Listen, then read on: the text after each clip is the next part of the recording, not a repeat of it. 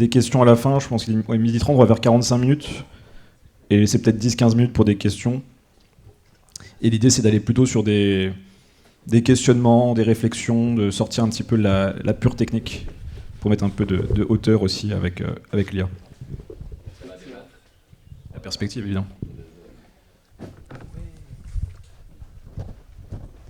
Le moto, c'est bon. Ça tourne. Ça tourne. Attends. Vas-y. Ouais.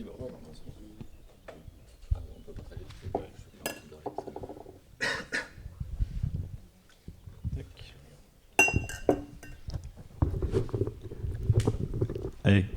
Bonjour à tous, bienvenue dans le podcast Perspective. On est en direct de la Home. Je suis avec Charlie, Emmanuel et Elliot. Comment vous allez ? Super bien, ravi d'être là. Salut tout le monde. On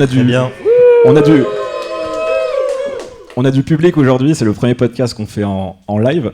Et l'idée c'était, là on vient de faire un workshop, on a parlé pas mal d'usages techniques avec toi Elliot. C'est d'aller peut-être un peu sur des réflexions personnelles, des réflexions sociétales, diverses réflexions, comme on fait dans les autres podcasts.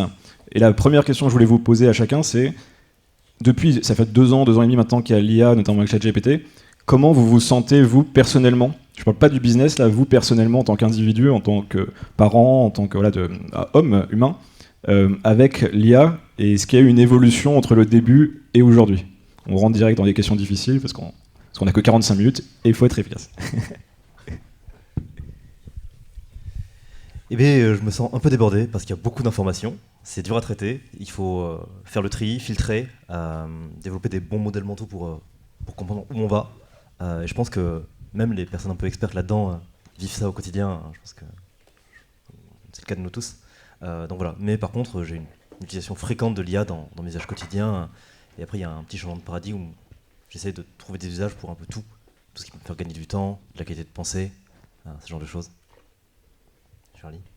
Moi je me sens méga heureux avec l'IA. Je me sens assisté, optimisé, tout ce que tu veux. Il y a 2 ans, un peu plus, je sais plus quand l'IA est sorti, j'avais un van qui était tombé en panne. Je prends ChatGPT, je lui demande voilà les symptômes de la panne.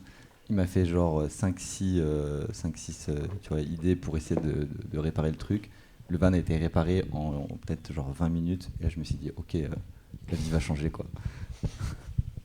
Et toi, Elliot ?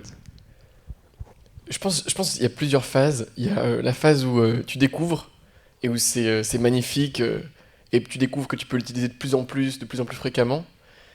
Et du coup, tu as la phase où tu te fais emporter, j'ai l'impression qu'on l'a tous un peu vécu, où tu essayes de sur-optimiser ta vie avec l'IA, de la surutiliser, si bien qu'en fait tu perds, je pense que c'est aussi ce qu'on voit aussi dans les membres du programme ou autre, mais tu perds très rapidement la vision que tu avais avant d'écrire ton contenu avec l'IA, avant de faire ta boîte avec l'IA, avant d'essayer de répondre à tes mails avec l'IA, et tu perds facilement la vision, quoi. Et donc moi j'ai l'impression de m'être un peu perdu là-dedans, avoir cherché trop d'usages, et de là en être revenu à avoir un usage où je maîtrise la profondeur un peu plus de l'IA, et je sais quand est-ce que je peux l'utiliser, et comment garder ma vision et ma voix en l'utilisant comme un outil, quoi. Ok, hyper intéressant. J'ai un peu comme toi, moi aussi. J'ai eu la phase en fait où on l'utilise pas beaucoup, après on se met beaucoup l'utiliser, et après une espèce de crise un peu genre, je suis en train de tout donner à l'IA, en fait, qu'est-ce qui me reste en tant qu'individu, en tant que penseur, en tant qu'entrepreneur. Et ouais, moi je sais que j'ai eu et ça m'arrive encore des fois quand je vais trop loin dans les usages, je me dis mais attends, là il faut que tu choisisses sur quoi tu l'utilises. Vous, comment vous faites pour délimiter? Alors peut-être qu'on délimite pas du tout et on va all-in complet sur l'IA, ou est-ce que vous avez des cas où vous vous dites là je veux préserver cette partie personnellement, professionnellement, intellectuellement, ou vous êtes en mode YOLO, on donne tout Je veux entendre ta réponse dessus, le philopreneur. Voilà. Moi j'ai l'impression, c'est un peu comme sur le contenu, moi ce que j'ai fait par exemple, et je suis toujours en construction, c'est décomposer un petit peu, comme tu proposais dans le workshop, décomposer les usages, contenu, business, personnel ou dans d'autres domaines, et après vraiment de voir ceux que j'ai envie de préserver, non pas pour des intérêts business, mais pour moi en fait, ce qui compte beaucoup pour moi, et ce que j'ai l'impression qui aussi est dans ma journée idéale, ce qui, je pense aussi, va conserver de la valeur dans le temps. Parce que je trouve l'IA, il y a aussi beaucoup la question, qu'est-ce qui a encore de la valeur quand, dans peut-être, 10 ans, 20 ans, 50 ans, on est full automatisé avec des robots, avec des puces ou que sais-je.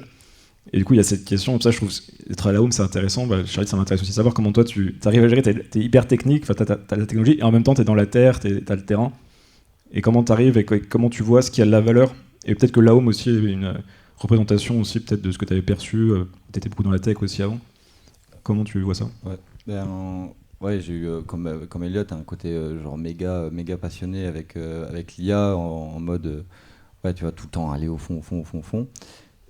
Et en fait, je me suis dit, qu'est-ce qu'il y a de la valeur dans le futur? Et en fait, moi, je pense que ça m'a vraiment recentré sur la clarté dans ma vie, les informations que j'étais en train de générer dans ma vie. Donc, du coup, plutôt que de générer de l'information par l'extérieur et par l'IA, en fait, ça m'a recentré sur qu'est-ce que je génère moi dans ma vie, qu'est-ce que je veux créer, dans la perspective que je pense sur là où on va, tu vois. Donc je me suis dit, ok, sur là où on va dans 5, 6, 10 ans, qu'est-ce qui est important pour moi dans l'IA? Et donc du coup, c'est mes informations, ma structure, ma clarté, mes intentions.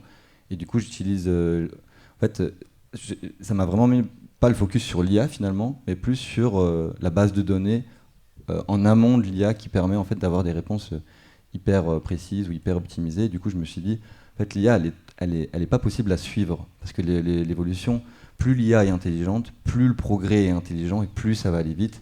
Donc en fait, j'ai plus envie de passer de temps à me former à de la technique parce que en fait, ça va être caduque dans littéralement 2 semaines.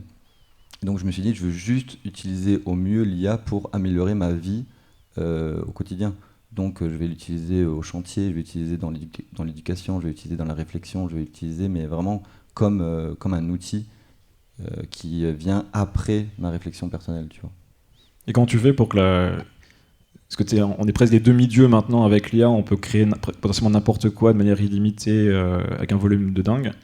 Et justement pour pas courir après l'IA et avoir un rythme peut-être plus lent, enfin un mode de vie qui toi te va. Parce que moi je me dis, en fait, la tech historiquement, j'ai l'impression que on a toujours suivi la vitesse de la technologie.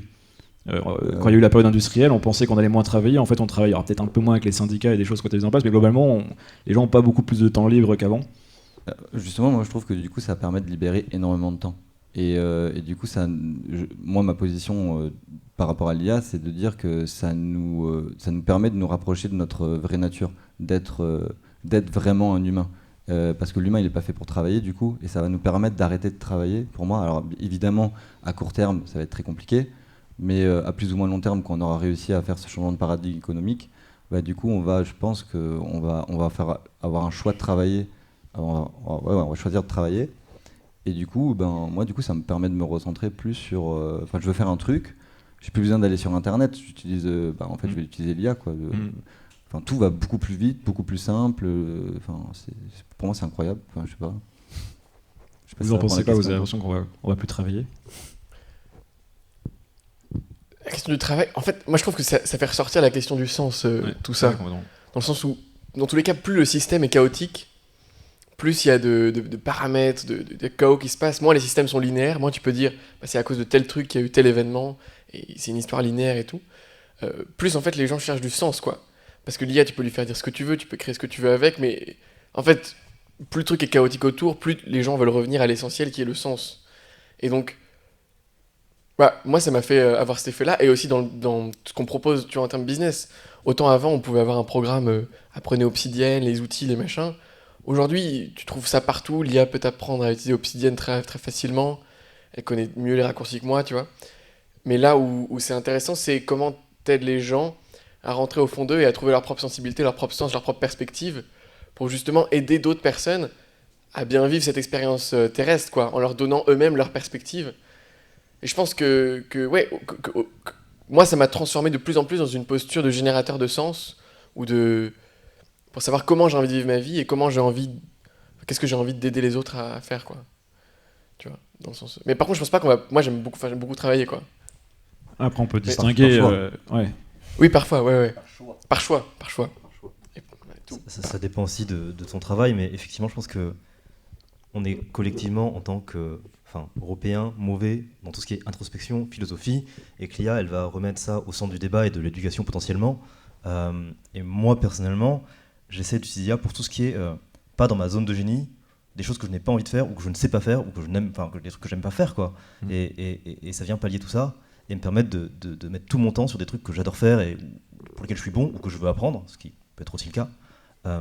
Mais sur le truc de sens, il y a une nouvelle de AI 2041, je ne sais pas si vous l'avez lu, mais qui parle d'un monde où il y a un revenu universel, où tout est automatique. Ouais. Et c'est un truc fictif où, en fait, tu as des boîtes qui sont créées pour créer des emplois fictifs où les gens ils sont en réalité virtuelle, ils pensent qu'ils bossent.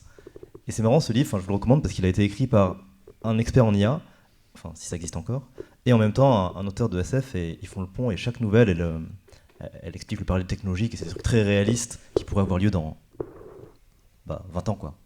Donc c'est assez intéressant. Ou 3. Ou 2. Justement, ça amène une autre question, c'est qu'avec l'IA, j'ai l'impression aussi que c'est impossible de faire on peut avoir des convictions, mais des prédictions sûres, entre guillemets, si tant est que c'était possible avant. Et du coup, il y a aussi peut-être ce questionnement, c'est que je pense que même quand on est entrepreneur, on a des difficultés à se projeter. Et avant, les gens faisaient des plans à 5 ans, à 10 ans, à 20 ans. Aujourd'hui, on a une annonce de Sam Altman que le monde change demain. Comment vous gérez ça dans vos business, dans votre vie personnelle, si vous y pensez, ou est-ce que ça a changé votre manière de prendre des décisions, par exemple ? Vu que j'ai l'impression qu'on ne peut plus trop se projeter à 10 ans, ou est-ce que je me trompe et vous arrivez à vous projeter ? La caméra a coupé. Comment c'est facile. Tu fais ton. Vas-y, faut la rallumer. Hein. Ok. Qu'est-ce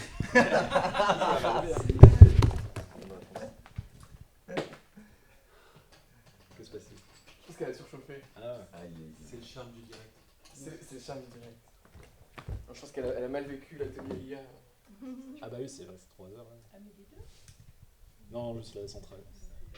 C'est bien parce que tu la surveilles en plus. Ah, mais lui, il peut faire les 3 caméras comme ça. C'est l'IA. Mais d'un autre côté, elle est plutôt froide là. Étrange. On lui laisse une chance, C'est bon, ça reprend. Pardon. Réponds à la question. Sur l'incertitude, et comment est-ce que tu te dis, je prends des décisions à la semaine, au mois, à l'année, ou au contraire, tu arrives quand même à te projeter, tu vois, sur des convictions que tu peux avoir par rapport au futur, sur le fait que l'IA crée beaucoup de mouvements, beaucoup d'incertitudes. Je pense qu'il y a un des aspects qui va beaucoup faire écho à ce qu'on fait chez Perspective, toi ce que tu fais aussi, nous tous, mais un truc de souveraineté et d'agnosticité, c'est par exemple des nouveaux modèles LLM qui sortent, il y en a tous les jours presque, et finalement avoir de l'agnosticité dans l'utilisation des modèles, être résilient par rapport à ça, c'est une super vertu, c'est un peu le truc d'antifragilité de Nassim Taleb. Et pareil sur la souveraineté, où finalement on a de plus en plus d'incentives à contrôler notre utilisation de l'IA, à avoir des choses en local, ou en tout cas à être capable de switcher rapidement d'un outil à l'autre, donc que ce soit un modèle, que ce soit un truc d'automatisation, comme passer de Zapier à Make à Nuiten. Et finalement, j'ai l'impression qu'on doit se diriger vers un monde où on a le plus de contrôle possible, autant que faire se peut, sur nos stacks techniques, sur les modèles qu'on utilise, sur tous les outils. Et après, on fait comme on peut. Par exemple, sur la confidentialité des données, aujourd'hui, on n'est pas capable de vraiment avoir un contrôle parfait sur nos données en utilisant l'IA. Je trouve, et ça sera régulé par la suite.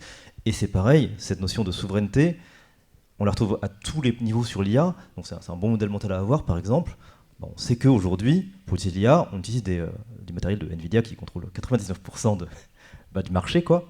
Et ça c'est pareil, c'est une grosse problématique qu'il faut craquer aujourd'hui, et il faut examiner en fait toutes les couches qu'on peut avoir du hardware aux outils utilisés, aux serveurs utilisés, à la localisation. Est-ce qu'il y a un intérêt à être en France avec Mistral versus ChatGPT versus DeepSeek qui est en Chine? Tout ça, c'est autant d'éléments qui nous permettent de diversifier, d'être résilients, et potentiellement de faire face à des retournements de situation, à des changements politiques, à des changements de prix, toutes ces choses-là, quoi.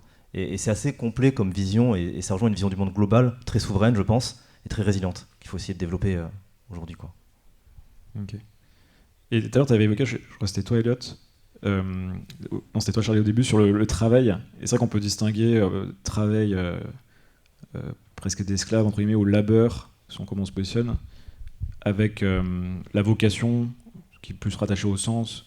Là, je lisais un livre de Paul Miller, ça s'appelle Good Work, c'était plus ou moins cette idée, c'est trouver vraiment le truc qui n'est pas forcément le plus rémunérateur, mais qui est le plus aligné, qui a un jeu infini aussi. Et du coup, on peut se poser la question aussi. Alors, le salariat, évidemment, on peut se poser très rapidement la question, est-ce qu'il y a un avenir avec le salariat, et avoir des hypothèses. Mais même dans l'entrepreneuriat, on le voit souvent, et je pense que nous, on a une audience d'entrepreneurs, et les gens qui nous suivent sont entrepreneurs.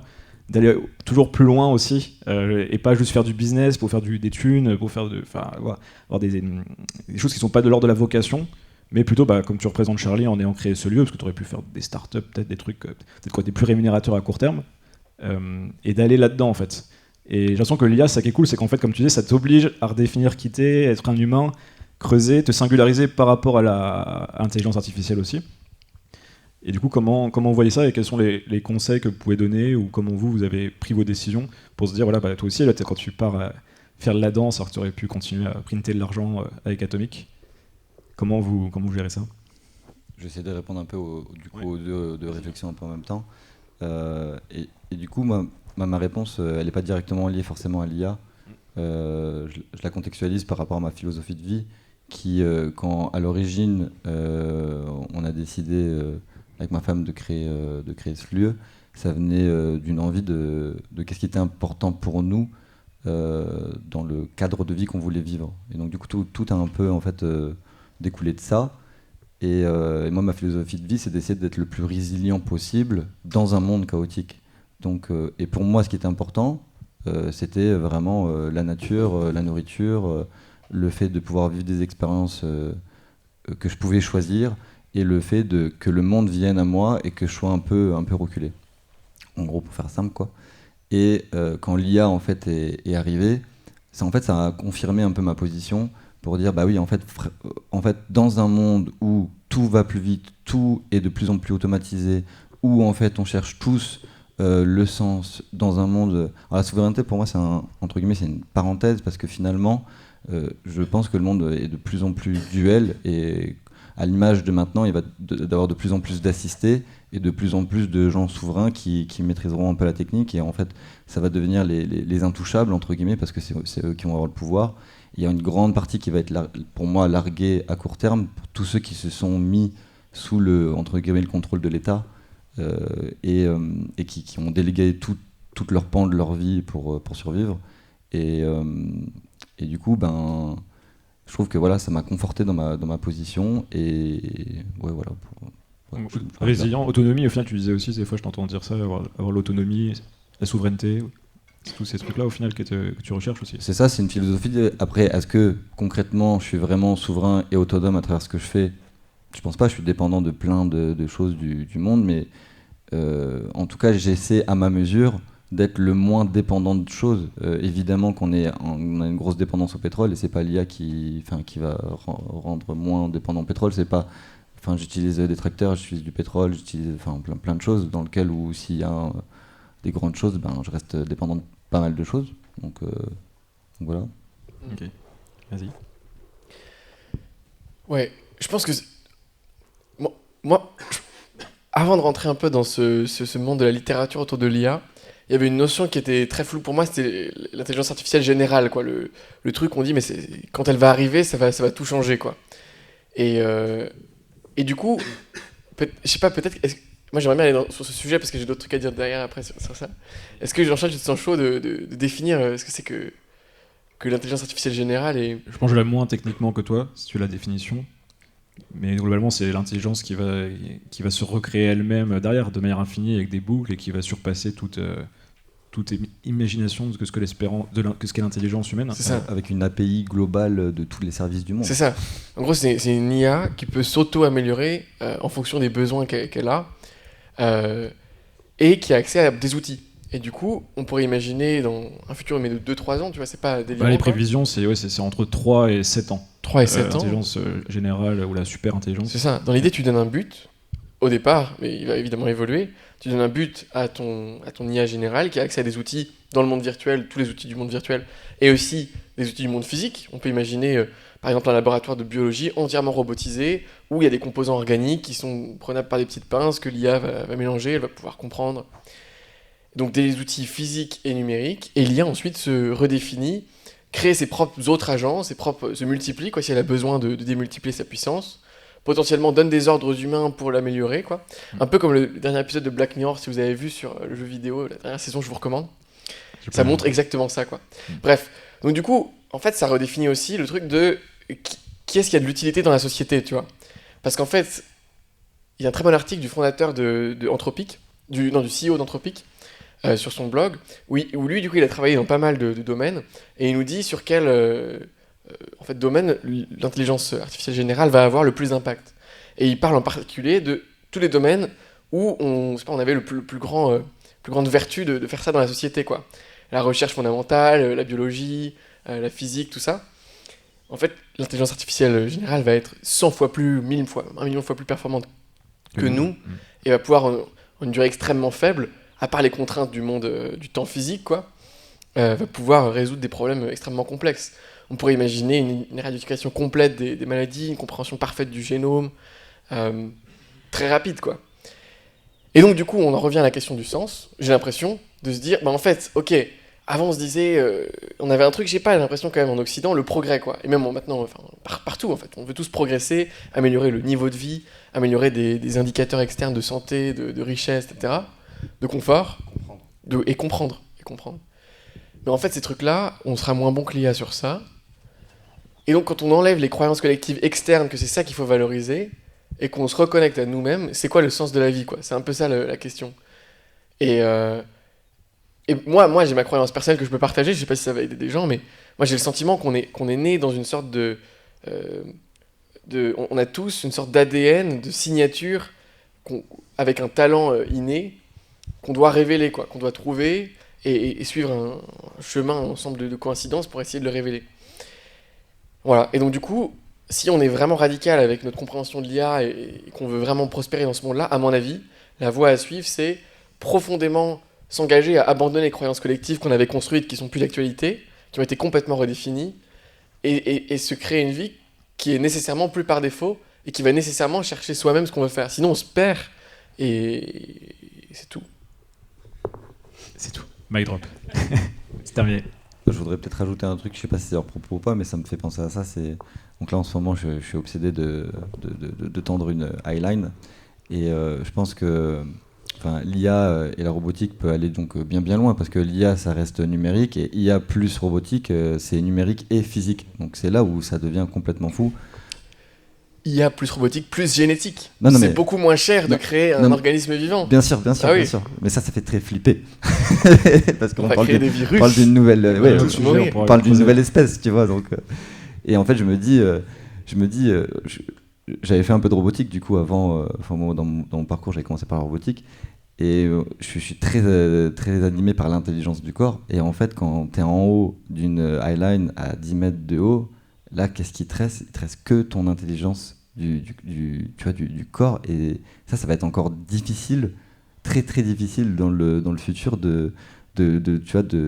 je pense que c'est intéressant de qu'est-ce que c'est l'intelligence sensible. Et ça va me passionner dans les années qui vont arriver de voir comment ça va être intégré, pas intégré, comment ça va être analysé dans des futurs humanoïdes génétiques à base de je sais pas de quoi, tu vois, ça va être, je sais pas, tu vois, vas-y, viens faire de l'eyeline avec moi, puis on va voir quel est ton degré d'improvisation en haut, tu vois, ça va être, je sais pas, vas-y, un contest, tu vois. Ouais, c'est assez fascinant. Ça ouvre le sujet effectivement de la robotique, transhumanisme aussi. Mais moi, je veux juste dire, c'est pas si éloigné, quoi. Tu vois, chaque mois, peut-être vous suivez pas l'actualité sur les sujets de la génétique en particulier, mais c'est monstrueux. Je veux dire, on a compris, maintenant on a des algorithmes pour comprendre comment des chaînes de DNA ou de RNA peuvent se plier pour former des protéines. Avec AlphaFold, oui, c'est Google qui a compris comment, avec un algorithme, tu peux prédire comment va se plier ta protéine, et donc prédire la fonction d'une série de codes génétiques, et donc, comme tu connais leur fonction, tu peux modifier encore plus précisément, parce que maintenant on sait modifier évidemment une séquence d'ADN, et donc tu peux modifier encore plus précisément ta séquence d'ADN pour faire designer le truc vivant que tu veux, quoi. Et il y a déjà en Chine en particulier, un cas clinique expérimenté sur des humains. C'est-à-dire qu'eux, ils n'ont aucune limite, ils ne sont pas les droits de l'homme, tu vois, c'est genre... Il y a déjà une conception en dehors d'un humain où ils sont en train de créer un être vivant, quoi. Oui, il y a ce truc-là, mais il y a quelques années, déjà, il y avait un bébé, ils ont séquencé le génome, ils ont vu qu'il allait pas naître, c'est ce qu'ils disent dans la presse, hein. Il allait pas naître, maladie génétique, machin, donc ils ont réparé le génome, quoi, à la gamète de naissance, quoi. Ils ont réparé le génome, ils ont fait une fécondation, quoi. Et le bébé est né en pleine santé, quoi. Donc ils ont réussi à éditer un génome d'un être humain. Et on fait ça sur des souris, sur plein de trucs, on peut les rendre fluorescentes comme on veut, mais ça existe quoi, c'est vrai. Ouais, on peut recommander l'article, effectivement, c'est Dario Amodei, je crois, son nom, dirigeant d'Entropy, donc Claude, dont on a parlé beaucoup aussi dans le workshop. Et les livres de Codebreaker, écrits par Isaacson, excellent livre qui est française d'ailleurs, Madame Doudna, qui a créé CRISPR-Cas9, qui est la technologie d'édition génétique la plus utilisée aujourd'hui, qui est pas parfaite, mais qui est bien flippante, quoi. Mais Claude, je trouve que c'est un peu un thought leader, c'est un peu une référence parce que c'est à la base un LLM quoi, qui s'illustre par un positionnement un peu éthique, moral, et qui va un peu aux antipodes de ChatGPT, de Sam Altman, qui fait un peu peur à tout le monde, même si après voilà, Toro a raison. Et Claude, je trouve que c'est intéressant ce qu'il dit. Mais après, dans la pratique, tu installes Claude Code sur ton ordi et il sort du dossier où tu l'as mis, il prend contrôle de tout ton ordi, il va changer Il peut... Tu joues sur les mots. Non, mais en tout cas, la position du leader, la position de Claude, c'est essayons de prendre du contrôle. L'État, s'il vous plaît, régulez parce qu'on va aller en récession, il va y avoir 30% de chômage dans le monde et tous les cols blancs vont plus avoir de boulot. Et à l'opposé, tu as Sam Altman, le dirigeant d'NVIDIA, qui dit non, mais il faut qu'il y ait l'AGI demain, quoi. Donc c'est marrant de regarder les deux, quoi. Et c'est toujours la distinction, en fait, où, d'un point de vue collectif ou sociétal, on a intérêt toujours à accélérer pour améliorer des métriques diverses et variées qui ne sont pas forcément en lien directement avec nous, comment on vit nos vies individuelles. Et en même temps, protéger, de l'autre côté, plus une version plus on va dire, moins progressiste, peut-être plus socialiste, on va dire, où comment on fait quand 30, 50, 70% des jobs ils disparaissent. Et c'est un petit peu ça l'enjeu au final, quoi, aujourd'hui. C'est un peu un problème d'alignement, et de toute façon c'est un problème d'alignement dans presque tout. Au sein d'une famille, quand il y a des disputes, c'est un problème d'alignement, on ne veut pas tous la même chose. Au sein d'une nation, il y a un problème d'alignement aussi. Et c'est pareil, il faut se poser la question à l'échelle globale, quoi. Qu'est-ce qu'on veut faire avec l'IA ? Est-ce que être plus productif, est-ce que produire plus, c'est vraiment ce qu'on veut ? Est-ce que c'est bon pour nous ? Et il faut que toutes les intelligences qui seront créées artificiellement, elles soient alignées aussi avec les objectifs de l'humanité. Et c'est un petit peu ça, tous les risques existentiels de la Terre va être détruite, je ne sais pas, sur comment est-ce qu'on résout l'écologie. L'IA pourrait se dire on tue tous les humains. C'est évidemment, il y a un problème d'alignement puisque c'est pas bénéfique pour l'humanité. Et c'est un peu la racine du truc, je pense. C'est comme la vidéo avec le trombone là, qui fait flipper, la vidéo Ego. Ouais. Vous l'avez vu, ouais. C'est comme Black Mirror, ouais. Mais après, du coup, et justement, c'est la question de l'alignement la plus importante, je pense. Mais sauf que comment tu crées de l'alignement dans une société où l'opinion est contrôlée par des médias sociaux qui enferment des gens dans des bulles pour leur montrer des pubs, et où tu vois une radicalisation encore plus importante de l'opinion. Comment ? Des tunnels de vente. Puis j'ai l'impression qu'on peut pas vraiment se poser cette question et on n'a pas le pouvoir de faire quoi que ce soit parce que finalement on a une course dans tous les cas l'AGI va arriver, dans tous les cas. Enfin, dans tous les cas on va vers... il va juste y avoir une bataille sur ceux qui veulent freiner, mais ils vont juste essayer de freiner et ça va arriver, quoi. Et t'as dit, voilà, en Chine par exemple, quand bien même il y aurait des géographies dans le monde qui se disent nous on va pas être des hardcore, on va prendre notre temps, il y aura toujours des tarés qui vont faire des trucs sans se faire contrôler. Et après il va y avoir un vrai sujet, peut-être que même de notre vivant on va le vivre en fait, quoi. Ça va être, est-ce qu'on veut se faire pucer, est-ce que pour tenir la vitesse et pour être être performant on va devoir devenir ce que Harari appelle l'homo deus au final, quoi, le transhumaniste. Vous metteriez une puce dans la tête ou vous seriez encore un peu réticent? On serait la première génération de romains, peut-être de nouveaux romains, d'humains robots. Moi, mon premier projet, ça s'appelait Prince System, c'était prothèse robotisée intelligente, je sais plus quoi. C'était un bras contrôlé par la pensée et mon projet, c'était avec l'ingénieur, le top 1 ingénieur R&D de chez Thales Armement. Et on était en train de réfléchir à la miniaturisation d'une puce pour mettre en sous-cutané pour contrôler le bras. Donc j'étais à fond là-dedans, j'étais à fond dans le transhumanisme. Là, aujourd'hui, ma position, c'est que... Ah, les adolescents. Non, mais j'étais à fond là-dedans, quoi. Donc ouais, j'étais à fond dans optimiser l'humain. Là, aujourd'hui, dans les croyances que j'ai, et ça peut changer, mais là, aujourd'hui, j'ai la croyance que j'ai envie de vivre mon potentiel biologique. Du coup, j'ai envie d'être à mes limites et juste d'explorer cette intelligence qu'on a sans perturbation qui viendrait potentiellement enlever cette sensibilité.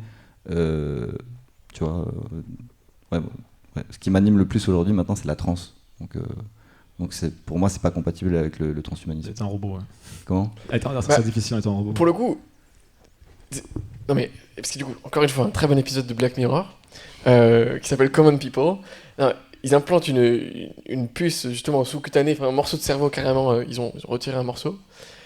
Et bon, l'épisode, il est dystopique, donc il part un peu en couille, mais il y a un truc où, du coup, ils peuvent augmenter ou diminuer certains neurotransmetteurs. Du coup, ils ont une appli sur leur téléphone où ils peuvent acheter des packs, genre 20 minutes, je sais pas, 100 euros, tu vois, ou bam, tu vas acheter ton pack, et là, hop, ça te met beaucoup de dopamine dans ton cerveau, et donc t'as des orgasmes de ouf, machin, là.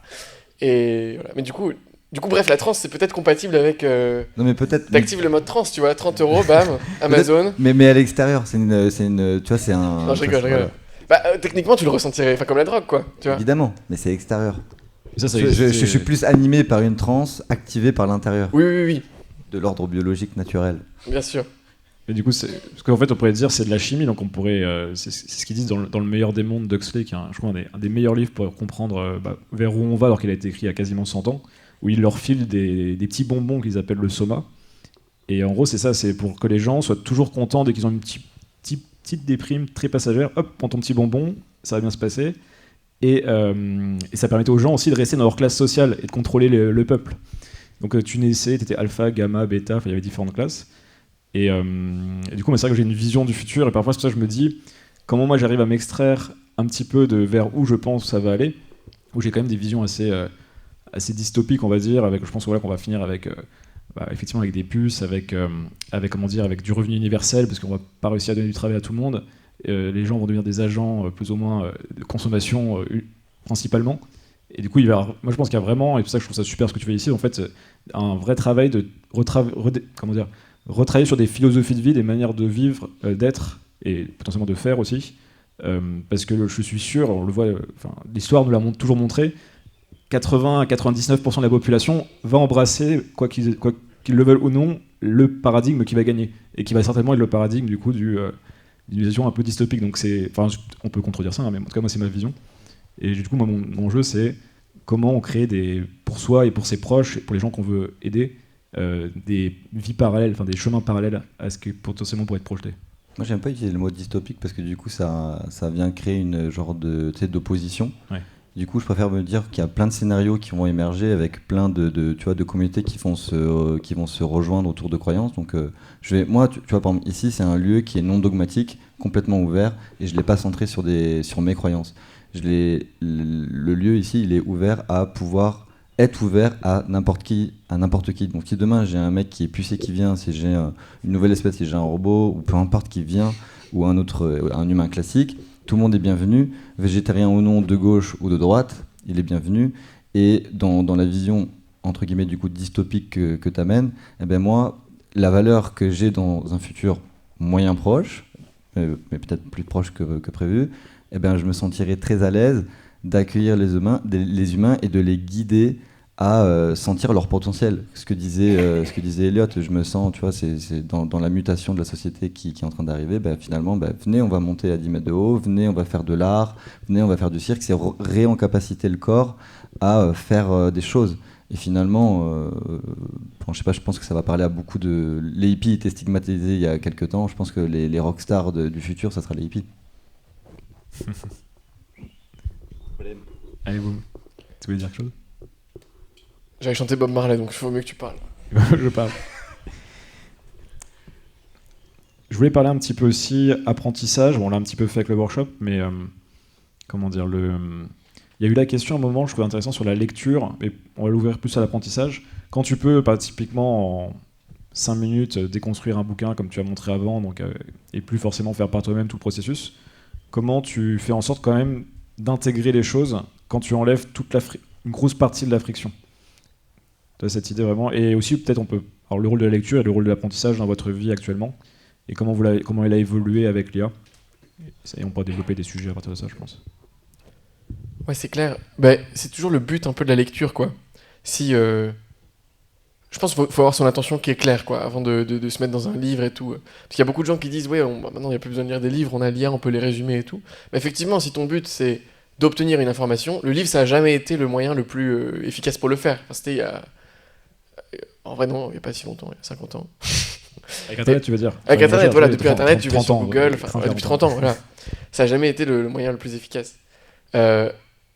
Mais aujourd'hui, si tu veux de l'information, évidemment qu'il faut aller voir l'IA, évidemment qu'il faut faire des recherches complexes, approfondies, ChatGPT, machin, savoir utiliser, comparer les sources, avoir une bonne hygiène de pensée, quoi, et de validation scientifique, ça oui. Par contre, maintenant, pourquoi tu lis, quoi?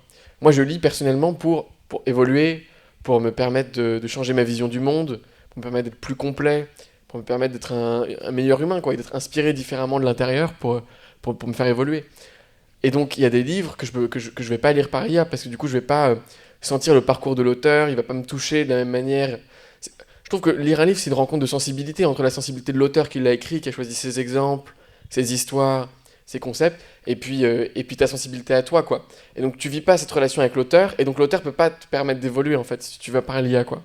Tu peux lire un livre de Ken Wilber, par exemple, comprendre les modèles, mais si tu lis pas le livre, que tu comprends pas ses exemples et son cheminement, tu vas pas l'utiliser dans ta vie et ça va pas avoir eu un impact sur la manière que tu as d'avoir des discussions. Et donc ouais, moi je continue à lire et je continuerai à lire, ouais. Voilà. Et comment retenir bah voilà, acheter ma formation, quoi. Évidemment. Et le programme Perspective. Et prenez du temps pour la consommer. Tu voulais réagir aussi?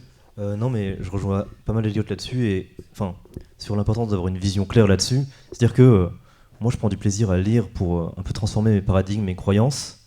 Et du coup, le 80 de ça, c'est vraiment de lire un livre en entier. Mais par contre, j'utilise beaucoup l'IA pour parcourir 10, 20, 30 livres, avoir des résumés très rapides. Et ensuite, je choisis un livre qui m'intéresse et je m'en imprègne vraiment. Mais après, ça dépend aussi, est-ce qu'on prend du plaisir à lire? Est-ce que c'est quelque chose qui est utile? Et si quelqu'un veut lire, par exemple, pour rester à jour ou pour son business ou des trucs comme ça, c'est autre chose. Ça dépend du type de livre qu'on lit. Il y a vraiment... Je pense que l'IA, c'est un bon outil pour combattre l'information overwhelm et pour être capable de naviguer à travers beaucoup de contenu et de choisir celui qui est le plus pertinent. Parce que on a tous... il y a des insights un peu de ce qu'on appelle la breakthrough knowledge, vraiment les insights qui vont changer notre vie, nos paradigmes, nous transformer. Et en vrai, si on lit en autopilote 100 livres, on va peut-être avoir un nugget d'information qui va changer notre vie. Bon, peut-être plus, j'en sais rien. Mais l'IA, elle aide à mieux choisir, à aller plus vite, arriver plus vite et à itérer plus vite à travers beaucoup de connaissances jusqu'à arriver à ce nugget, quoi. Je sais que vous avez faim, mais ce nugget d'information. Et je pense que c'est vraiment en tout cas, c'est moi comme ça que je l'utilise, quoi. Et ça aide aussi à capter nos blind spots et à aller comprendre ce que nous, on ne sait pas qu'on ne sait pas, quoi. C'est le genre d'utilisation que l'IA m'éclaire beaucoup, je trouve. Toi, Charlie, je crois que toi, c'est plus apprentissage YouTube, ChatGPT, tu disais l'an dernier. Moins de livres, peut-être, tu disais. J'ai jamais été un gros lecteur. Je pense que je consomme, je lis, mais pas. Je pense pas comme vous deux, dans le sens où il y a pas beaucoup de livres où j'ai lu dans son intégralité à 100% pour me connecter à la sensibilité du lecteur. Pour moi, la lecture, c'est essentiellement des vues de l'esprit qui permettent de pouvoir justement appréhender la vie, mais à travers une vue de l'esprit. Et j'ai un profil où j'aime d'abord expérimenter et apprendre et essayer de voir un peu la sagesse du truc et tout, et après de dire ah ok, y a tel et tel auteur qui a déjà expérimenté ça, qui a mis des concepts là-dessus. Du coup après je vais m'appuyer sur les concepts que j'ai ressentis d'abord et me dire ok, si j'ai besoin de dialoguer avec quelqu'un, ok, cet auteur-là il a écrit ça, et du coup je suis pas un gros lecteur. Et sur l'apprentissage au sens plus large, tes processus d'apprentissage ou pour découvrir un truc, un sujet, comment tu t'y prends, toi? Du coup, processus d'apprentissage, je vais prendre l'exemple par exemple, un trapèze ou construire une maison. D'abord, je vais mapper le monde de la construction. Du coup, pour avoir le jargon. Du coup, dire ok, qu'est-ce qu'il faut savoir pour construire une maison et qu'est-ce que je ne sais pas. Donc, comment on monte un mur, c'est quoi le contreventement, quels sont tous les matériaux disponibles. Je vais mapper, je vais avoir une grande map. Ensuite, je vais injecter mes convictions, mes valeurs dans ce que je veux là-dedans. Ah ok, donc maintenant dans tout ce grand univers, je veux faire ça. Et dans mes valeurs, j'ai essayé de toujours construire par moi-même. Du coup, après, je vais encore digresser plus. Et j'ai besoin de bien comprendre avant de passer passer à l'action. Quand même. Donc du coup, je te donne l'exemple de quand j'ai utilisé un matériel pour construire, je vais dire ok, c'est quoi l'impact, c'est quoi son industrie, comment on va le construire, c'est quoi ses propriétés, et puis après je vais le mettre dans le projet plus global, puis du coup je vais digresser, puis au bout d'un moment j'ai énormément d'informations, même si je les comprends pas toutes, En fait, du coup, c'est un peu la piscine, tu vois, d'Epitech qui m'a formaté comme ça, tu vois. Je suis noyé d'informations, mais j'ai plein de jargon. Et puis, je vais appeler plein de personnes qui sont un peu expertes sur le sujet pour pitcher mon projet à la base. Ça part toujours d'un projet, en fait, d'un objectif. Et du coup, bah voilà, on va me dire, bah, moi, je fais ça comme ça, moi, je fais ça comme ça. Et puis après, je dis, ok, je fais ma tambouille, j'y vais, je passe à l'action parce que bah, j'ai les mots, j'ai les questions, j'ai les matériaux, et puis j'y vais. Je sais pas si ça répond à la question, mais c'est comme ça que j'apprends. C'est super intéressant, ouais. Tu dirais que tu préfères apprendre des gens que des livres? Pour moi, c'est un peu la même chose. Enfin, oui. Ça peut être un livre. Tu vois, genre, par exemple, quand j'ai fait de l'immobilier, au début, j'avais pas de réseau pour faire de l'immobilier. Du coup, j'ai lu beaucoup de livres qui étaient des récits d'expérience pour investir dans l'immobilier. Je me suis dit, ok, ce profil-là, sa stratégie, elle a été intéressante, elle colle à qui je suis. Donc, du coup, je vais faire comme lui. Et point. Voilà, par exemple, j'ai eu plein d'avis différents pour construire une tour de 14 mètres de haut et la stabiliser. Ben là, c'est bon, j'ai toutes les. Je pense que j'ai vraiment beaucoup de scénarios, comment on tient le truc, mais j'ai décidé de faire confiance à un mec qui a genre 30 ans d'expérience pour banner ce genre de choses. Et d'après tout ce que je sais, comme ça, je peux un peu challenger sa solution. Et je suis à l'aise d'accepter cette solution-là parce que j'ai une tambouille interne quoi, pour dire ok quoi. Ça, juste pour ajouter mon cas d'usage par rapport à la lecture, un petit peu comme toi, Elliot, au final, déjà, il faut se poser la question, je pense, de pourquoi on lit. Moi, c'est un peu comme l'écriture, c'est quelque chose déjà qui est presque méditatif, à un moment avec soi-même, avant même parler d'output. Et après, c'est vrai que des fois, il y a quand même, je ressens encore moi un peu le questionnement des fois entre. Alors, il y a des livres, évidemment, je vais rester parce que je vais passer 5, 7, 10 heures avec un auteur. Et donc, vu que ça crée de la friction, ça crée aussi un attachement, un lien, de la répétition aussi qu'il y a dans créer déjà l'idée principale ou les concepts intéressants du livre. Mais après, c'est vrai qu'il y a toujours la tentation, je trouve quand même très vite. Tu te dis, bah, en fait, j'ai un pouvoir immense avec Notebook LM ou n'importe quel IA. Et de se dire, bah, je peux prendre des raccourcis. Et moi, je sais que je sens un petit peu cette tension en ce moment de me dire. Où est-ce que je mets des contraintes, des pare-feux? Et des fois, je trouve la frontière, elle est pas clean. Alors, je sais pas, toi, Elliot, sur les livres, si ça a changé un petit peu. Moi, les derniers mois, j'ai senti ça un petit peu. Des fois, je suis à un prompt de résumer le truc, tu vois. et malgré tout, tu vois. Et pourtant, je suis quelqu'un qui, j'espère, en tout cas, j'aime lire et j'aimerais continuer à lire. Et des fois, il y a le questionnement de est-ce que tu es juste un boomer conservateur, tu vois, qui veut pas accepter, tu vois. Il y a cette tension. Et enfin, bref. C'est un truc que moi je ressens. Je pense que moi, on fait notre pari, tu vois. Et on voit dans 10 ans les gens qui ont résumé des livres s'ils sont intelligents. Bah, alors, il y a déjà un exemple concret. Moi, j'ai rencontré des gens qui lisent des Blinkist. Il y avait des apps de sciences conceptuelles. Oui. Alors après, il y a une autre question, c'est est-ce que c'est l'intelligence qui est la chose qui doit être la plus valorisée à l'ère où on sera moins intelligent que n'importe quelle IA? Est-ce que tu sais faire 4 backflips sur une Hélène? Pas encore, bientôt. Je vais écouter l'intelligence corporelle. Mais oui, il y avait l'exemple des applications de résumé de livres. Moi, j'ai jamais, comme je faisais comme ça, je les utilisais pour trouver potentiellement des lectures ou voir si je pensais que ça valait la peine que je consacre 5-10 heures au bouquin. Mais j'ai jamais retenu un truc que j'ai lu dans un résumé de livre. Pareil. Ouais, jamais. Donc, ouais. Et on arrive au bout un petit peu de cet épisode. Mais on a eu des questions, et ça permet, c'est une dernière petite digression, pas digression, mais dernier petit sujet, sur la création de contenu. Sur la création de contenu, un peu comment on voit un petit peu le futur de tout ça, entre volume, qualité, profondeur. Toi, je sais que tu as maximisateur de l'IA, enfin, en tout cas, c'est comme ça que tu te présentes un petit peu, tu utilises beaucoup l'IA pour ta création de contenu. Alors, pourquoi tu l'utilises comme ça et qu'est-ce que tu gagnes, qu'est-ce que tu perds, tu penses? Alors, il y a plusieurs éléments. Déjà, je suis assez... Enfin, non. J'ai été pendant longtemps assez mauvais en création de contenu, en écriture et tout. Et moi, ce que je fais pour résumer un petit peu, c'est que je crée tout par note vocale et ensuite l'IA retranscrit ce que j'ai dit par écrit, mais en gardant mon ton de voix, mon style, mes formulations. Du coup, ça reste assez authentique, je trouve. Mais j'aime bien écrire depuis quelques temps, quoi. Et en fait, je pense que ça dépend si on aime écrire, si on prend du plaisir, si on sait ou si on veut apprendre.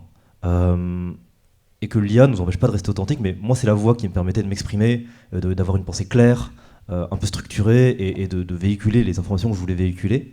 Et à côté de ça, j'écris des nouvelles de SF, et moi, personnellement, j'ai beaucoup de mal à avoir des phases où j'écris de la SF et où en même temps, j'écris des posts LinkedIn, quoi. C'est trop contraire, et quand je fais l'un, je peux pas faire l'autre. Et je pense que s'il y a des moments où j'ai du flow, de l'envie d'écrire, de partager quelque chose par ce médium-là, je le fais. Mais les moments où c'est pas le cas, je suis content d'avoir l'IA pour faire du backup et créer du volume. Et après, j'écris aussi pour moi, dans du journaling, ou dans mes notes personnelles sur Obsidian. Et là, je prends vraiment du plaisir à jouer avec, parce que je sais que ce sera lu par personne. Mais il y a une différence d'écrire pour soi et écrire pour les autres. Je pense qu'on sera tous d'accord là-dessus. Et je pense que quand on écrit pour soi, l'écriture devient un médium par lequel la pensée, la réflexion et la cognition se produit. Et ça, je pense que c'est un autre exercice qui a un autre intérêt, un autre but que d'écrire pour vendre, quoi. Ouais, carrément. Toi, la création de contenu. Moi, en vrai, j'ai jamais aimé trop créer du contenu, tu vois. Ce Moi, que j'aime tu disais bien. le dernier, ouais. Ah oui, c'est pas ce que tu préfères en tout cas. Les gens savent pas Moi, la forcément. formation en ligne, j'aime pas du tout. Non, mais non, et pareil, j'aime pas trop faire une formation en ligne, tu vois. Non, moi, ce qui me plaît, c'est les connaissances et la transmission, tu vois. Mais le contenu, c'est toujours le plus rapidement possible, le plus efficient possible. J'ai jamais mis vraiment de Même avant, tu créatif faisais dedans. des plans assez rapides, même bien avant l'IA. Quand t'as commencé, tu t'aimais bien faire des plans en 10-20 minutes. Tu me disais tes Ouais, c'est vidéos, clair. les batcher en une après-midi. Et moi, mon métrique de succès, c'était à quel point le temps de tournage est différent du temps de vidéo finie. Je voulais Soit tout pareil, optimiser. Je voulais pas écrire une vidéo en plus de 30 minutes, les templates. Donc ouais, du coup, moi, ça me va très bien de mettre l'IA là-dedans et... Finalement, ton temps, tu le mets dans l'idéation, Voilà. et dans des idées authentiques, trademark un petit peu, et pas dans la création et peaufinage du contenu, quoi. Ouais, c'est ça, c'est ça. Et t'écrirais encore des livres là? À la main, je pense pas. Ok, donc Non mais tu vois, sur la danse, je suis en train d'un processus de recherche et j'écrirai un livre septembre-octobre, tu vois. Mais ce sera dicté, quoi. Enfin, dicté, réécrit. Ce sera bien, hein. Achetez-le. ça marche. Je pense qu'une bonne rule of thumb, c'est de se dire est-ce que c'est un truc, si ça me coûtait 0 argent, est-ce que j'aimerais le déléguer à un assistant administratif, à un VA, peu importe, quelque chose comme ça, quoi. Si oui, l'IA est une bonne option, je pense, mais c'est un truc qu'on a envie de faire soi-même parce que ça nous apporte du plaisir au quotidien, c'est notre zone de génie, et je pense que c'est bien de le faire soi-même, quoi. C'est une compétence qu'on développe, je trouve ça intéressant. Et juste, j'avais une autre question pour toi sur. Tu préférerais faire la masse quantité avec des automatisations, avec des agents ou je ne sais quoi, ou te dire je vais utiliser l'IA de manière la plus adaptée pour cet usage, qui serait plutôt les meilleures vidéos possibles en profondeur, ou meilleures vidéos ou meilleurs contenus, hein, au sens large, ou meilleurs livres. Est-ce qu'on arrose le marché de contenu, ou est-ce qu'on fait des chefs-d'œuvre by IA? Je pense les deux, non? Si tu peux faire les deux. Bah, ouais, genre, tu vois, tu développes tes gros insights, tes gros trucs, t'arrives et puis tu le syndiques, quoi. Ok, donc tu résous le truc. Voilà, c'est tout. Non, mais Tu je pense fais les qu'il y deux, a- voilà. il y a un insight là-dedans, peut-être qu'on voit pas forcément, c'est que du coup il y a toujours une approche. Enfin là, je pense qu'on est d'accord tous les quatre, c'est de dire d'abord en fait on recherche avant, on écrit avant, on a les insights avant, et puis après on les met en lumière par l'IA. Après on va les utiliser. Enfin tu vois, on met l'IA après. Oui, c'est ça, on a un processus d'écriture qui est inversé par rapport à un universitaire, par exemple, qui a son C'est ça. sujet, qui est un sujet de recherche, c'est pas un sujet d'écriture, quoi. En quelque sorte. Ce que tu voulais dire par rapport à ce que tu dis. C'est-à-dire que nous, on fait le processus d'écriture et d'idéation avant le moment où tu es devant la page blanche et tu vas rédiger. Voilà. Donc du coup, effectivement, ça... et même parce qu'on écrit tous les jours aussi dans Obsidian pour avoir des pensées, etc., quoi. On travaille notre pensée en amont. En autre endroit que les créations de contenu. Moi, sans parler d'un domaine conceptuel, j'ai pour projet d'écrire un petit livre pour juste recenser le partage d'expérience de 4 ans, de 5 ans d'autoconstruction pour ce bâtiment en paille porteuse. J'ai beaucoup documenté de choses, j'ai documenté de la ressource, j'ai des photos, enfin tout ça. Je sais que ça va me prendre beaucoup de temps de faire des fiches et des petits écrits par thématique de construction. Bah, c'est l'IA qui va me l'écrire, pourtant c'est moi qui ai tout fait avant. Tu vois. Ouais, carrément. Mais on peut se poser de manière un peu légitime cette question sur la créativité. On en parlait ce matin. Qu'est-ce que c'est que la créativité? Est-ce que c'est l'émergence d'une idée ou est-ce que c'est la partie technique de la mettre sur papier? Est-ce que par exemple, quand tu produis du contenu avec l'IA, si l'idée est authentique et vient de toi, mais que c'est l'IA qui écrit, est-ce que tu es créatif? Est-ce que la créativité vient de l'outil ou du peintre? Ouais, on en revient après de ce que tu valorises. C'est des gens qui vont te dire le processus d'écriture fait partie de quelque chose qu'ils apprécient ou qu'ils valorisent, et puis il y en a qui s'en moquent un peu plus. Mais c'est vrai qu'au final, c'est peut-être permis de conclure sur ce sujet, puis conclure plus largement le podcast, Au final, c'est ce qu'on a dit un petit peu, et même dans ton workshop, c'est que c'est la qualité de tes inputs, en fait, ta capacité à avoir de la data, on pourrait dire, des données qui te sont propres, que tu sais bien centraliser, synthétiser et donner une IA, qui après te permet de créer des outputs au final singuliers. Et j'ai l'impression que c'est un peu ça l'enjeu actuellement. Alors j'en sais pas dans 3-5 ans où ça avancera tout ça, mais j'ai l'impression qu'aujourd'hui c'est un peu ça. Moi je vois l'IA comme un peu comme avec N8N, du coup, le chaînon au milieu qui permet de faire des outputs à partir d'une donnée la plus singulière possible. Comme ça que moi je vois la création de contenu actuellement. On parlait tout à l'heure des nuggets d'informations, enfin j'en parlais, c'est un peu ça, le but du jeu quand on est créateur, c'est de produire le maximum de nuggets d'informations qui vont aller chambouler la vie des gens, leurs croyances, leurs perspectives, et ça je pense que c'est un peu l'objectif de tout le monde ici. C'est clair. Bon bah merci, on va conclure là-dessus. Est-ce que tu avais quelque chose? Est-ce qu'on prend 3 questions? Oui, si vous avez des questions. Mathieu, tu veux reposer tes questions? Oui, c'est vrai. Oh, bébé!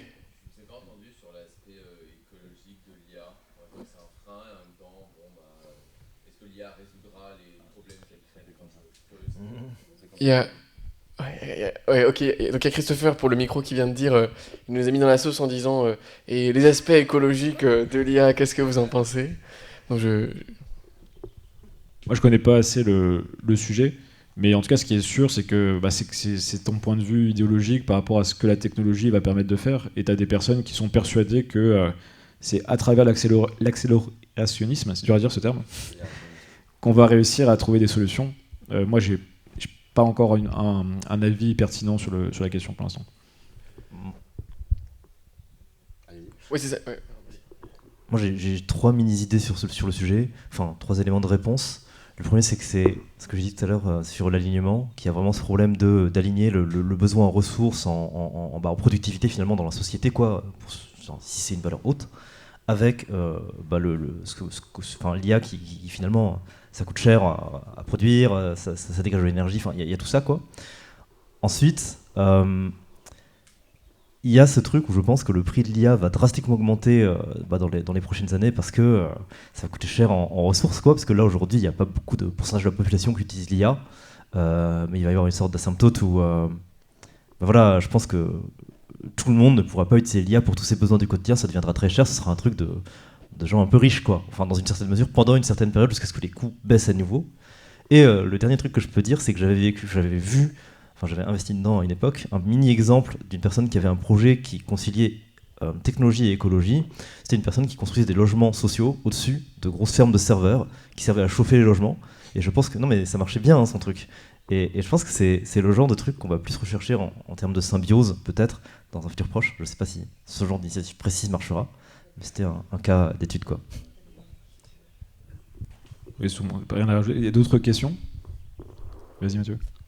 Rebondir sur l'aspect créatif, là tu parlais de l'IA comme un maillon en fait entre produire et le créateur, mais on assiste aussi à des IA qui vont créer elles-mêmes du contenu, le poster toutes seules, et donc il y a un côté éthique dans le sens où on se dit est-ce que toute cette création de contenu va pas asphyxier les créateurs, que ce soit en musique ou même en génération d'images, et comment est-ce qu'on ne perd pas aussi la connexion entre l'artiste et la personne s'il n'y a plus que du contenu créé par IA?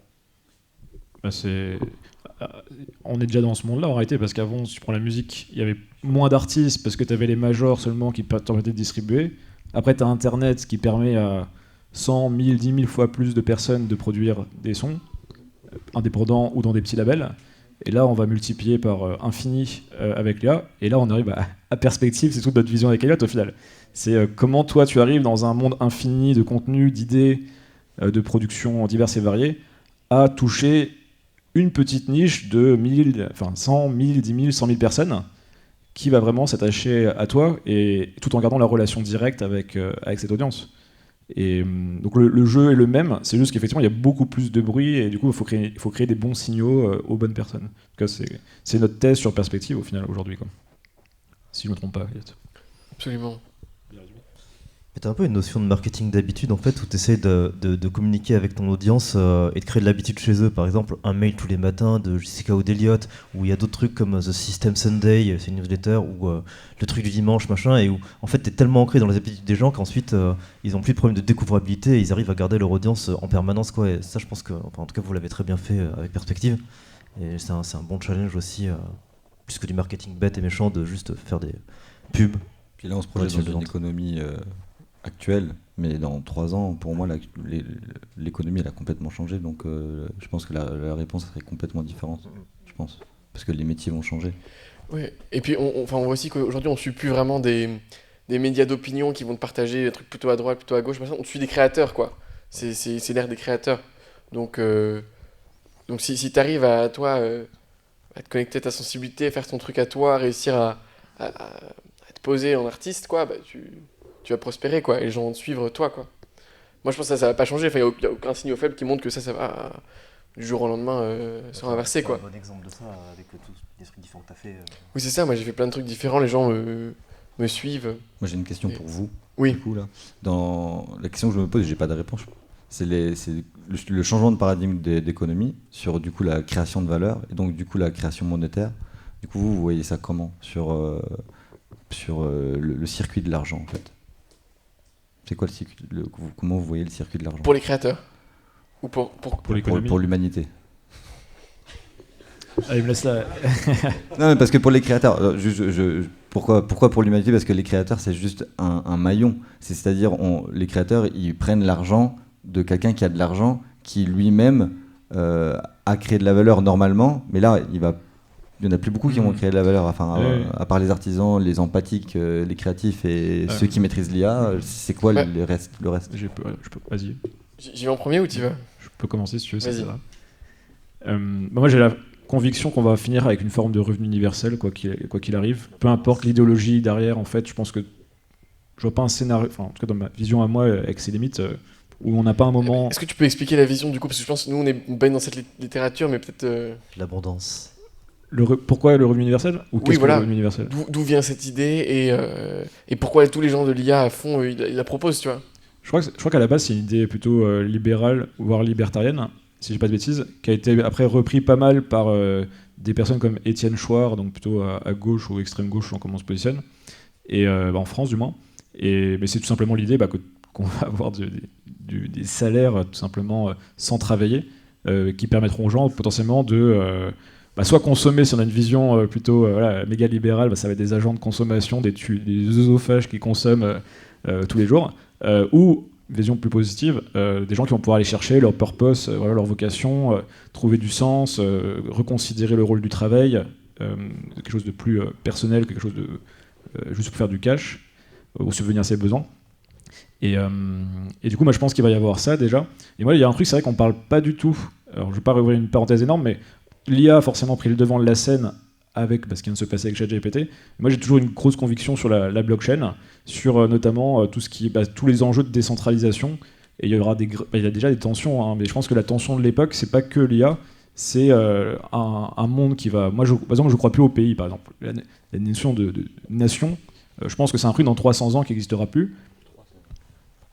Je sais pas le dire dans combien de temps, mais en tout cas, si on se projette vraiment loin, ça fait pas de sens en fait d'avoir des pays par rapport à le monde comme il est aujourd'hui. C'est ce qu'on a du mal à concevoir parce que on est né dans des pays, mais on voit il y a des tensions, on voit bien les gouvernements essaient de recentraliser au maximum. Il y a aussi un truc de nationalisme exacerbé. Enfin, c'est plusieurs sujets en un, mais il se passe vraiment des trucs. Et moi, je crois beaucoup du coup au fait qu'on va trouver des solutions, notamment autour de la souveraineté individuelle et dans des lieux et des philosophies très bien développées comme on peut avoir ici. Autour notamment d'échanges de valeurs à travers des protocoles décentralisés, donc qui est la blockchain. Et c'est un petit peu ma conviction, c'est que même là, on voit par exemple, il y a l'euro numérique qui va arriver, donc on va se dire, qu'est-ce que c'est l'euro numérique? Est-ce qu'on veut l'euro numérique? Le cash va être retiré, donc ça crée des trucs, donc il va y avoir forcément des gens qui vont vouloir s'adapter, créer des économies parallèles. Donc je pense que c'est la tension qu'on ne parle pas, c'est un petit peu ça, comment les pays, surtout les nations vont évoluer. Et l'économie, je pense que le vrai enjeu, il est là aujourd'hui. Mais j'ai pas toutes les réponses, mais en tout cas, j'ai une bonne croyance. Et moi, par exemple, personnellement, je sais que la blockchain, ça m'intéresse et que potentiellement, je pourrais même monter des projets dans le futur voilà, de réfléchir à l'économie à partir de la blockchain.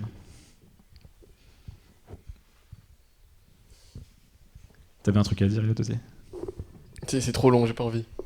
C'est trop long, la flemme. J'ai trop faim. Ouais, ouais, complet. Mais Gilles, ouais. Une question. Il y a quand même une partie de la population qui pense qu'on va arriver dans un monde fini, assez proche. Il y a des gens qui pourraient imaginer qu'en 2050 ou peut-être 2060, tout s'arrête. Donc c'est une vision assez négative, mais on a dépassé certaines limites planétaires, on a un enjeu écologique quand même qui s'accélère plus vite que la réponse qu'on lui offre. Est-ce que quelqu'un a déjà quelque part indirectement posé la question à une AI en disant bah tiens, tes contraintes c'est l'humanité, tu as la Terre, et entre les deux, qu'est-ce que tu verrais comme solution pour trouver une issue quoi? Ouais. Parce que les issues aujourd'hui qu'on nous propose, moi personnellement, je trouve qu'il n'y en a pas beaucoup qui ont l'air très positives. Ouais, la question de Gilles, c'est comment est-ce qu'on se développe dans un monde fini. Pardon, la caméra s'est coupée. Alors, on peut commencer à répondre. Mais déjà, le monde fini, je sais pas ce que ça veut dire, c'est juste qu'il parle d'effondrement. Disons qu'en Moi, je peux répondre. 2050, Oui, mais c'est pas blackout, nécessairement. On sait pas, ouais. C'est-à-dire que soit on n'a plus d'eau, soit on a tout brûlé, soit il y a des déplacements migratoires massifs, et donc les institutions ne savent pas suivre, Ouais, c'est pas... et donc il y a une humanité finalement qui finit par s'éteindre ou s'effondrer par elle-même en fait. Moi, du coup, j'ai pas une réponse personnelle, mais je peux te transmettre un peu la vision que probablement ont ces gens très technocrates, libertariens à fond, quoi. Qui est de dire, par exemple, Bill Gates dans son livre, 2 derniers chapitres qui sont les plus en fait réalistes. En fait, leur vision, c'est quoi? C'est l'écologie. C'est quoi? Le problème, c'est qu'il y a des émissions de CO2. Les émissions de CO2, elles viennent de différents secteurs. Tu as l'industrie lourde de la production de bâtiments, de béton qui est le premier. Le second, ça va être l'agriculture, je sais pas quoi. Le troisième, c'est le transport. Et donc, pour chaque truc, quelles sont les innovations qui nous manquent pour arriver à zéro émission de CO2 ou une émission de CO2 négative, quoi. Globalement, il dit, surtout avec l'IA là aujourd'hui, il y a de grandes chances qu'on arrive à ne plus émettre de CO2 d'ici 2050. Ils se font pas trop de doutes là-dessus, tu vois, il n'y aura pas trop de problèmes. Ensuite, sur la partie du climat, le CO2 déjà émis, il y a 1 million de recherches en ce moment sur, en gros, comment est-ce que tu peux modifier de 1% le degré de luminosité, de blancheur, quoi, de 1% des nuages, ce qui permettrait de renvoyer plus d'effets de serre, de diminuer l'effet de serre, et donc en fait de rééquilibrer le climat, quoi. Donc je suis sûr qu'on va avoir, moi personnellement, beaucoup de propositions qui viendront de milliardaires, qui seront des boîtes privées, qui permettront de rééquilibrer le climat et d'avoir un sorte de climat artificiel, quoi. Moi je suis à peu près sûr que c'est ça leur vision, tu vois, qu'ils se disent dans leur tête. Et donc ils se disent, bon bah ok, tout le monde panique là-dessus, c'est pas mal, ça les fait paniquer. Mais nous, en fait, on a la solution, tu vois, on va la trouver. Et après, sur les autres trucs, les matériaux, les machins, on va en trouver d'autres, tu vois, on va en trouver d'autres, on peut en produire... En fait, c'est nous qui avons un peu une restriction de pensée que l'IA n'a pas, qui voyons ce truc-là d'effondrement. Moi, je pense que eux, en tout cas, les gens qui réfléchissent qui nous dirigent, en fait, voient pas ça comme ça, tu vois. Mais nous, tu vois, à terme individuel, je trouve que notre meilleure stratégie, c'est la résilience. C'est typiquement les smart grids énergétiques, c'est tout ce qui est technologie de décentralisation et de résilience. C'est ça qu'il faut viser, quoi. Et les boîtes qui vont prospérer vont être dans ce secteur-là aussi, à mon avis. Ou dans l'innovation, mais bon, c'est... Après, je comprends aussi la question d'un autre angle, c'est-à-dire comment nous, on agit face à ça, quoi. Parce que du coup, si on doit consommer et attendre que les milliardaires nous proposent la solution, en fait, quel est nos pouvoirs là-dedans? Et la question... Moi, c'est le positionnement que j'ai pris il y a quelques années. Du coup, je me suis dit, j'ai pas le pouvoir... Enfin, j'ai pas envie de prendre la voie d'une solution technologique pour améliorer quelque chose, parce que ma croyance, c'est comme s'il y avait un ordre naturel qui était en train d'être modifié. Et donc, j'ai la sensation que ce n'est pas la solution de modifier un ordre naturel. Donc, du coup, je me suis dit, ok, donc c'est soit, en fait, l'humain va finir par se détruire et donc, du coup, la planète va reprendre son ordre naturel et se régénérer. Et donc, du coup, on a été une espèce qui était là, qui s'est autodétruit, et puis voilà, qui va laisser l'ordre naturel se reprendre. Et en attendant, à mon avis, qu'il se passe ça, pour moi, c'est juste de me dire, je vais profiter de mon dernier luxe, qui est d'écouter les oiseaux avant qu'il n'y en ait plus.